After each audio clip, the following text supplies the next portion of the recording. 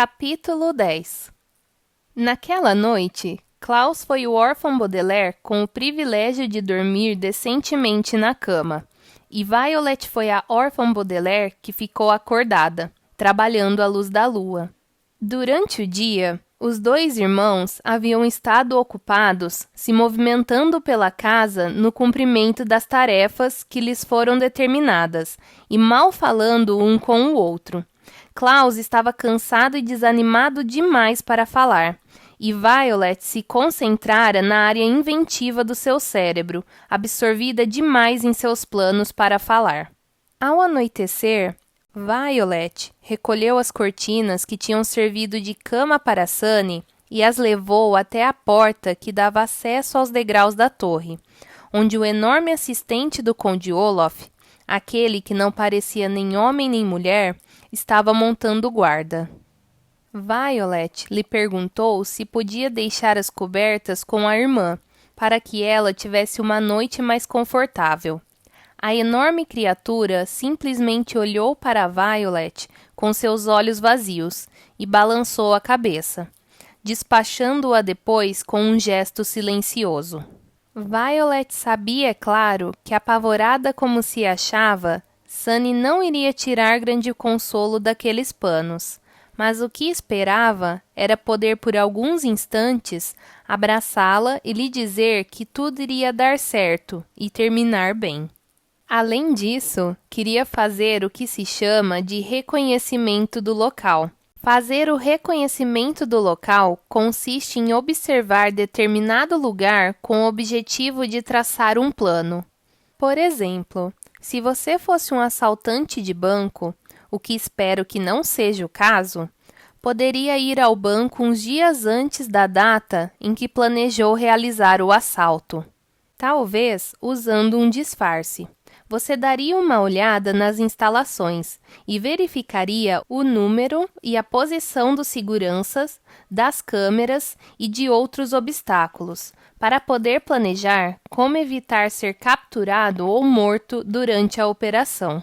Violet, uma cidadã respeitadora da lei, não estava planejando assaltar um banco, mas estava planejando resgatar Sunny, e queria dar uma olhada no quarto em que a irmã era mantida prisioneira, para executar seu plano com mais facilidade.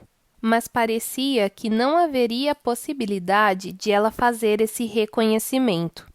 Isso deixou Violet nervosa, e o que ela fez foi voltar para o quarto e sentar no chão junto à janela, para trabalhar silenciosamente em sua invenção. Violet tinha pouquíssimos materiais com que inventar alguma coisa, e não queria ficar rodando pela casa à procura de outros recursos, por medo de despertar as suspeitas do Conde Olaf e sua trupe. Mas o que ela tinha era suficiente para construir um aparelho de resgate. Acima da janela havia uma barra de metal resistente, onde antes as cortinas haviam estado penduradas, e Violet a retirou da parede e a trouxe para o chão. Utilizando uma das pedras que Olaf deixara amontoadas num canto do quarto, ela partiu a barra em duas. Então, curvou cada uma das partes em vários ângulos agudos, disso lhe resultando pequenos cortes nas mãos. Depois, Violet retirou da parede o quadro em que estava pintado o olho. Na parte de trás do quadro, como é comum encontrar em vários quadros, havia um pedaço pequeno de arame pelo qual ele se prendia no prego. Ela retirou o arame e o usou para juntar as duas partes da barra. Estava pronta uma peça semelhante a uma grande aranha metálica. Em seguida, ela foi até a caixa de papelão e de lá tirou as roupas mais feias e ordinárias que a senhora Poe comprara. Artigos de vestuário que os órfãos Baudelaire seriam incapazes de usar por maior que fosse o seu desespero. Sempre trabalhando depressa e silenciosamente, ela começou a rasgar as roupas em tiras longas e estreitas, e a amarrar essas tiras umas às outras. Entre as muitas habilidades que tinha Violet, estava um vasto conhecimento de tipos diferentes de nós.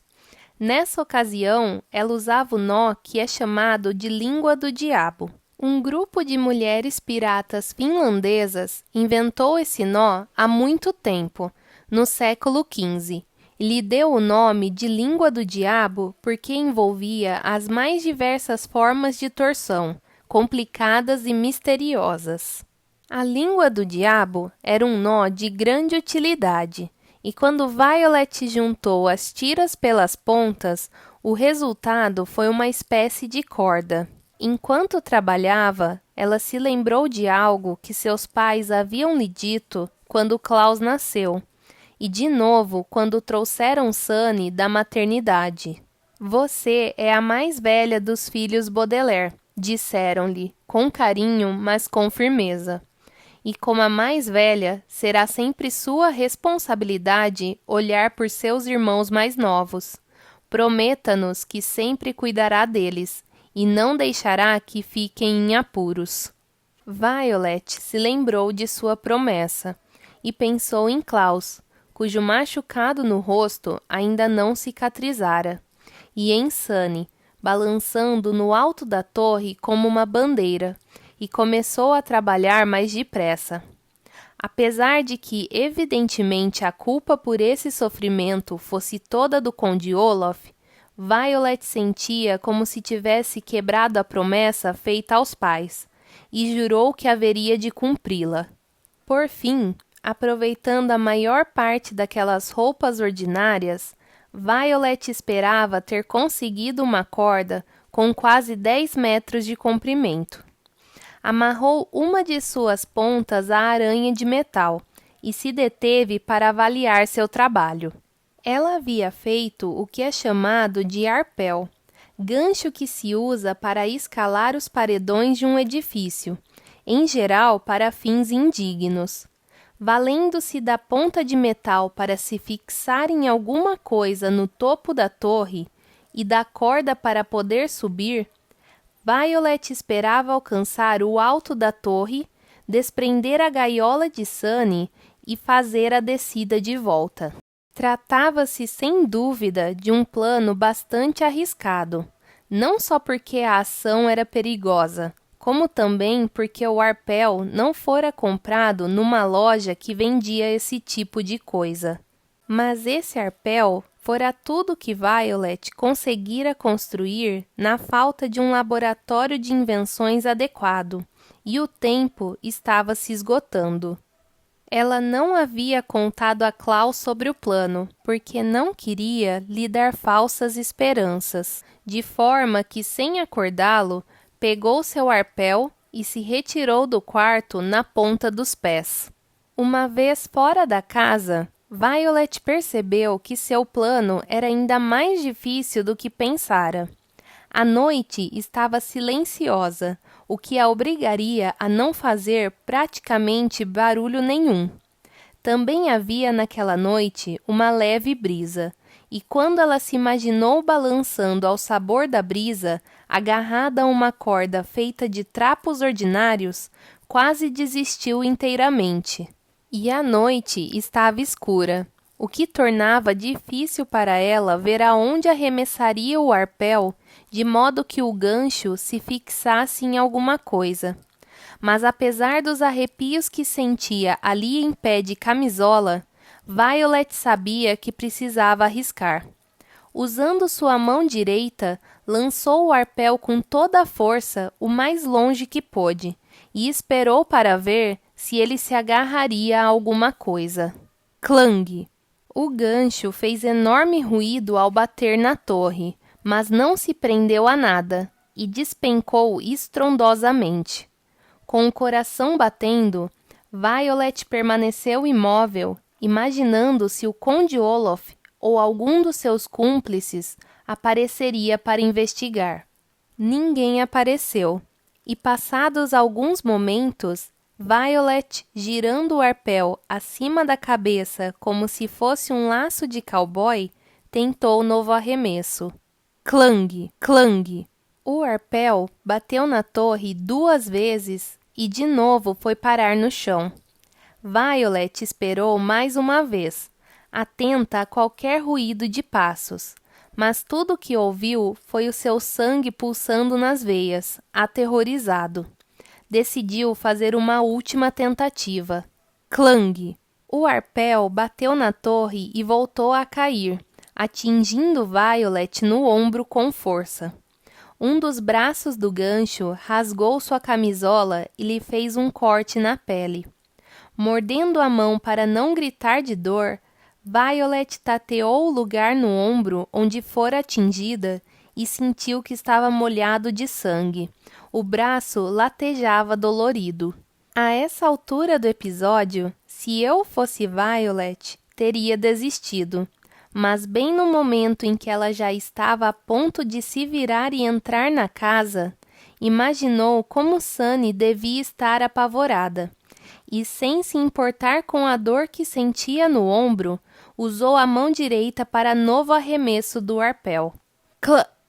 O som de clang habitual se interrompeu na metade, e à fraca luz da lua, Violet viu que o arpel não estava caindo. Nervosamente, ela deu um forte puxão na corda, que não cedeu.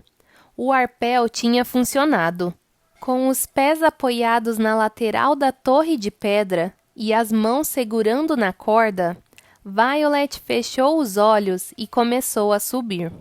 Sem ousar lançar em momento nenhum um olhar à sua volta, seguiu o impulso de escalar a torre, firmando as mãos, uma após a outra, sempre com o pensamento voltado para a promessa feita aos pais e para as coisas horríveis que o Conde Olaf faria se o seu plano asqueroso desse certo.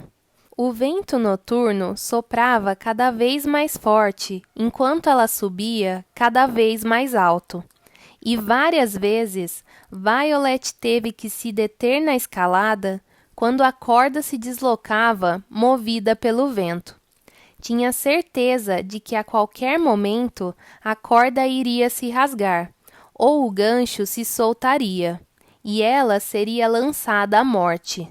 Mas graças aos seus apurados dotes de inventora, a palavra apurados aqui significa habilidosos. Tudo funcionou como deveria, e de repente, Violet sentiu que tocava uma peça metálica em vez de uma corda de pano. Abriu os olhos e viu sua irmã Sunny, que olhava para ela freneticamente e tentava dizer alguma coisa que ultrapassasse a mordaça. Violet chegara ao alto da torre, bem diante da janela em que Sunny se achava presa. A mais velha dos órfãos Baudelaire estava a ponto de pegar a gaiola de sua irmã e iniciar a descida, quando viu algo que a fez parar. Era a extremidade em forma de aranha do arpel. Agora, Violet podia ver onde, em que parte do alto da torre, depois daquelas primeiras tentativas fracassadas, aquela extremidade tinha ido enfim se fixar. Enquanto seguia sua escalada, Violet imaginara que o gancho do arpel estaria preso em alguma reentrância na pedra, ou em algum canto da janela, ou talvez num móvel dentro do quarto da torre, e lá se aguentava firme. Mas não foi nada disso que aconteceu. O arpel de Violet havia se prendido num outro gancho, num dos ganchos do homem das mãos de gancho. E o outro gancho, Violet viu, estava cintilando ao luar, estendido na direção dela.